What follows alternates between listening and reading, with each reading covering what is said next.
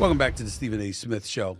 Now let's go to Philadelphia, where Bronny James last night played his most minutes by far in an NBA game last night as the Lakers lost to the 76ers 118-104. Bronny was held scoreless in 15 minutes and struggled guarding Sixers star Tyrese Maxey. Before I get to my thoughts, please take a listen to Coach J.J. Redick and what he had to say about Bronny's performance last night. Take a listen. I maybe put him in a tough spot, flying up yesterday and,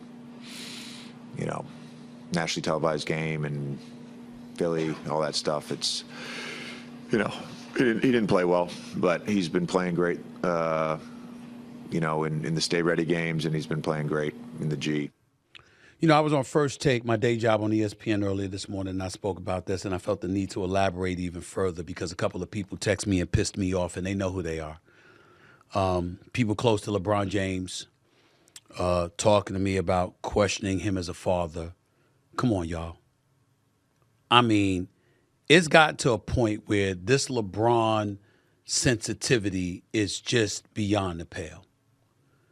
You call him the second best player in the history of the game, you're insulting him because you said he's not the GOAT.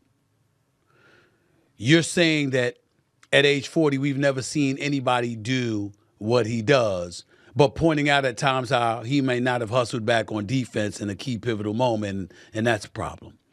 You give him all the praise in the world when he drops 40, but he has a bad night, and you say he had a bad night, and you're hating. It's ridiculous. But never before has it been more ridiculous than it is right now, because the reality is that we got to be real about what we're seeing when we talk about Bronny James. I am not a person that had a problem with Bronny James being on the court for the season opener with LeBron James. That was a phenomenal moment to see a father on the court with his son who has NBA aspirations playing together for the first time in NBA history. The Griffeys in baseball, Ken Griffey Sr. and Jr. were in attendance for it. It was a special moment. My position has always been that should have been the only moment we saw Bronny James in a Lakers uniform this season because he's not ready.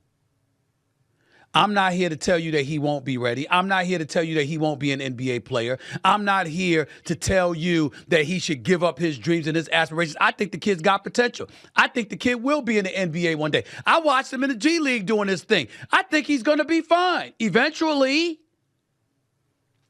But that's not the case yet. And because it's not the case yet, and then you see some of these numbers, I do find myself looking at LeBron James instead of Bronny James, because LeBron is the basketball savant. LeBron is one of the top two greatest players in the history of the game. LeBron has forgotten more basketball than most people would know.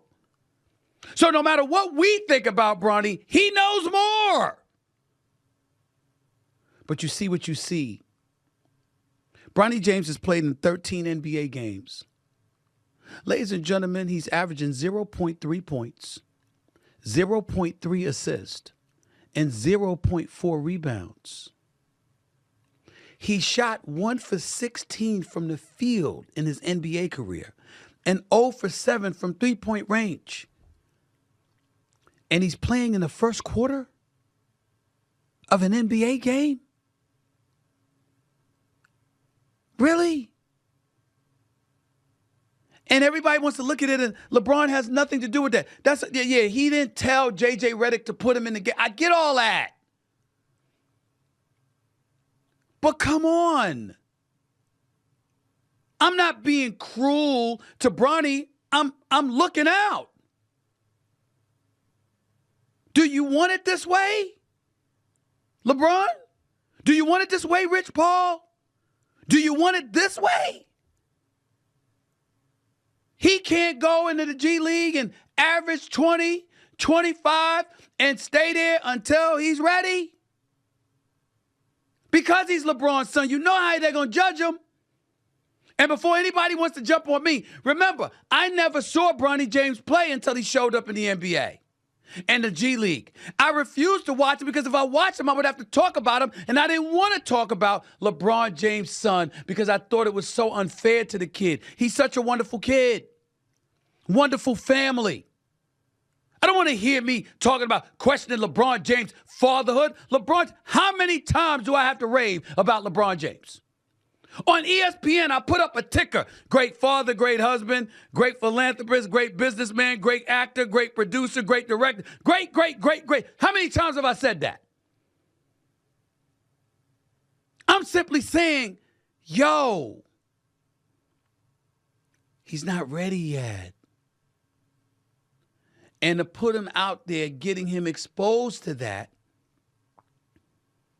is really hard to watch. When Kobe Bryant was a rookie and shot those air balls in that closeout playoff game against the Utah Jazz, people were talking about he wasn't ready for the moment. And I thought it was unconscionable what Coach Del Harris at the time did to him by throwing him to the wolves because he got frustrated because Kobe kept talking about how he's going to end up being the greatest ever because he was chasing Jordan and they got tired of hearing his mouth and his bravado. And he threw him to the wolves very unfairly, which I think is something that ultimately ruined Del Harris because he shouldn't have done that. But nobody questioned whether or not Kobe Bryant belonged in the NBA. Nobody questioned that. With Bronny James, they're questioning it. Because there's no collegiate career to speak of because he had the health issue and never really did anything at USC in his only year there. And he ends up getting drafted 55th overall. And I don't care about the money that he's going to end up making. Like he'll end up making over a span of a couple of years, $8 million, while the other 55th pick from the year before that probably made about $800,000. The hell with that. LeBron James is underpaid. LeBron James is underpaid. He should get paid much more than he's getting paid. And any money that he can get for his son, he can get for Rich Paul, he can get for anybody, he should get because he is underpaid with what he means to the NBA. I don't care about the money. I care about what the kid is being exposed to. With LeBron James' mystique hovering over him. 0.3 points, 0.3 assists, 0.4 rebounds. 1 for 16 shooting overall, 0 for 7 from three-point range, 13 games. There are millions of kids out there starving to play in an NBA game that are more qualified than his stats show. And what I'm saying is, if you see a son being exposed to things they may not be ready for, when do you wrap your arms around them and say, all right, now's not the time. I used the boxing analogy on First Take earlier today. And I used Marvis Frazier, the son of Joe Frazier. Go back and look at the highlights. He went into the ring against heavyweight champion Larry Holmes, who had one of the best jabs and one of the best right hands in boxing history. And I remember Larry Holmes being interviewed and saying, ain't no kid with 10 damn fights beating me. That's what he said. And then went in there and beat him in the first round. Remember, he dropped him. And then remember, Frazier gets up. And if you remember the fight, ladies and gentlemen, Larry hit him with a right and waved the referee on. Hit him with a right and waved the referee to come and stop the fight. Hit him again, waved the referee to stop the fight. Because he knew the kid didn't belong in the ring with him. And you know who took the hits for that? Joe Frazier, former heavyweight champion of the world, one of the great fighters in history, had no business putting his son at that early stage in the squared circle with Larry Holmes. Look it up. That's all I'm saying. With LeBron, the best of intentions, wonderful father by all accounts. I'm not casting any aspersions on him. I'm saying that's your son, bro. You know the game of basketball. He ain't ready yet. Why put him in that position? You had your moment being on the court with him. Now that kid's got to go earn his stripes, which I believe he will do. Watching him in the G League. You can't do this. You can't continue to let us see what we've been seeing. And I'm wrong. I'm questioning him as a father because I'm saying, yo, wrap your arms around him and say, not now, not just yet. That's questioning somebody's fatherhood. You see, that's why, ladies and gentlemen, contrary to what people believe, I have a great relationship with a lot of NBA players. You don't have to know that. I know that. I know who talks to me. I know who gives me information. I know who reaches out to me. There's plenty of players. Some of the stars don't, and I could give less than a shit.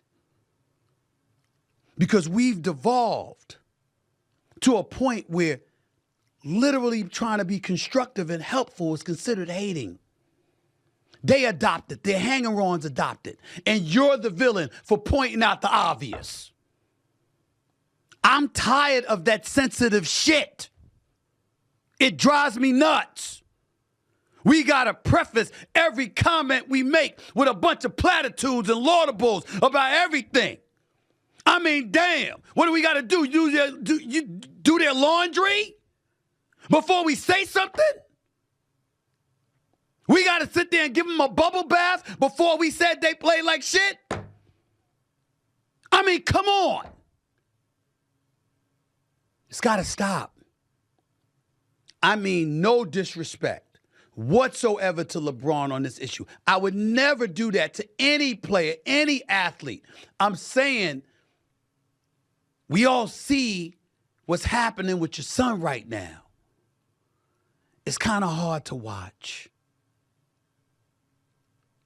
Not that it won't change, not that it won't get better, but it's not there yet. You could do something about that. Why haven't you? That's all. I mean, no disrespect. None. That's all I'm saying.